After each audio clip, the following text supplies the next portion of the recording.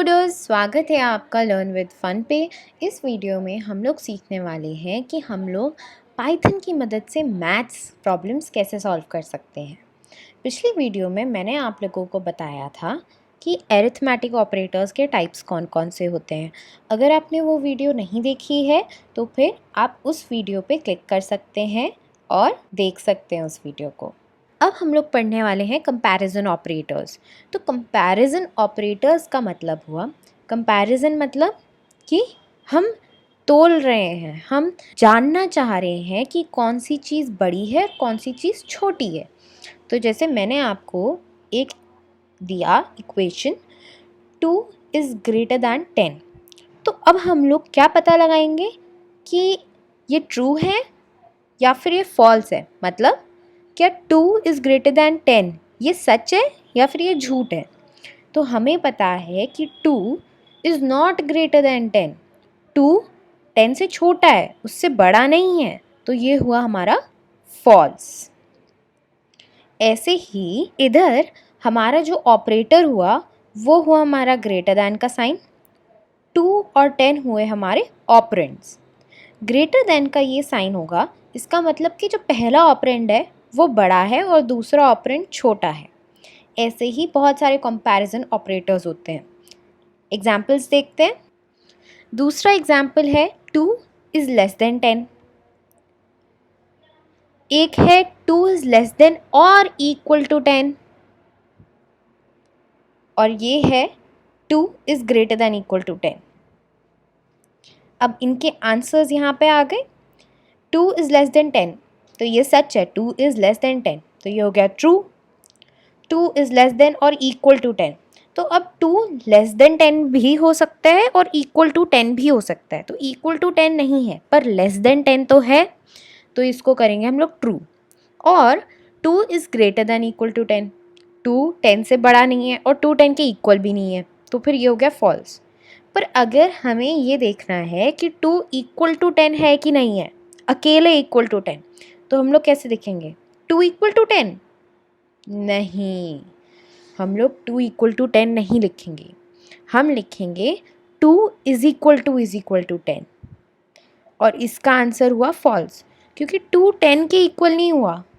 तो ये थे कुछ एग्जाम्पल्स कंपैरिजन ऑपरेटर्स के।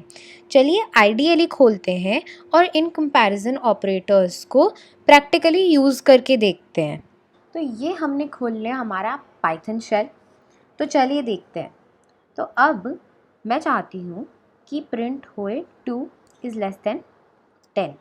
हमने यही तो किया था, तो इसका आंसर क्या आया? ट्रू आया। अब आप समझ रहे हैं कि मैंने क्या बोला था? 2 is less than equal to 10, तो इसका क्या आएगा? इसका भी ट्रू आएगा। 2 इज़ ग्रेटर देन 10 फॉल्स आएगा। 2 इज़ इक्वल टू 10 इसका भी फॉल्स आएगा। ऐसे ही अब हम लोगों को पता करना है कि 2 इज़ नॉट इक्वल टू 10 कैसे लिखेंगे।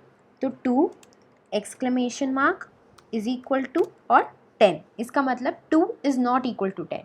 तो क्या 2 10 के इक्वल है? नहीं। पर क्या 2 10 के इक्वल नहीं है? हाँ, ये सच है, तो इसका आंसर आएगा ट्रू। अब अगर मैं लिखूं n is equals to 5 greater than 6 और प्रिंट करूँ n, तो ये आ गया फॉल्स।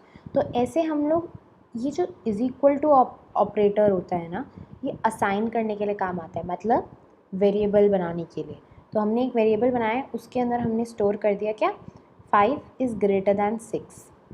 तो हमें पता है 5 इज़ ग्रेटर दैन 6 की अल्टीमेटली वैल्यू क्या आनी है? फॉल्स, क्योंकि ये तो झूठ है। तो हमने क्या करा? उसके बाद प्रिंट कराया n और ये आया फॉल्स। अब ये जो ट्रू और फॉल्स होते हैं, अगर आपको डेटा टाइप्स याद हो तो ये हमारे क्या होते हैं? बूलियन डेटा टाइप होता है। तो जो भी हमारे कंपैरिजन ऑपरेटर का आउटपुट निकलता है ना, वो हमेशा बूलियन डेटा टाइप के अंदर निकलता है। या तो वो ट्रू होगा या फिर वो फॉल्स होगा। मैं करूँ a इज़ इक्वल टू 100 और b इज़ इक्वल्स टू 30, और मैं करूँ a is equal to b, तो इसका आ जाएगा फॉल्स। क्यों? क्योंकि हमारा जो a है वो 100 है और जो b है वो 30 है, पर 100 इज़ नॉट इक्वल टू 30, तो फिर ये फॉल्स आ जाएगा। पर अगर मैं x करूँ 100 और मैं y करूँ 100 और उसके बाद मैं डालूँ x is equal to y, तो आप बताइए क्या आंसर आएगा?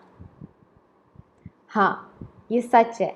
ऐसे ही हम लोग काफ़ी सारी चीज़ें कर सकते हैं। हम लोग स्ट्रिंग्स के साथ भी कर सकते हैं। जैसे मैंने स्ट्रिंग डाली hy is equal to H Y, तो मतलब क्या ये दोनों स्ट्रिंग्स आपस में इक्वल है? तो हाँ, बट अगर मैंने यहाँ पे इसको कैपिटल H कर दिया और यहाँ पे स्मॉल h, तो फिर ये आएगा फॉल्स। क्यों फॉल्स आएगा? क्योंकि ये कैपिटल H बनते ही ये स्ट्रिंग चेंज हो गई है। तो ये कैपिटल H और स्मॉल y और स्मॉल h और स्मॉल y ये इक्वल नहीं है। तो ऐसे हम लोग स्ट्रिंग्स के अंदर भी कंपैरिजन कर सकते हैं। So that's it for this video. Thanks for watching. Like, share and subscribe to learn with fun. Keep learning, keep growing, and I will see you in the next video. Till then, bye bye.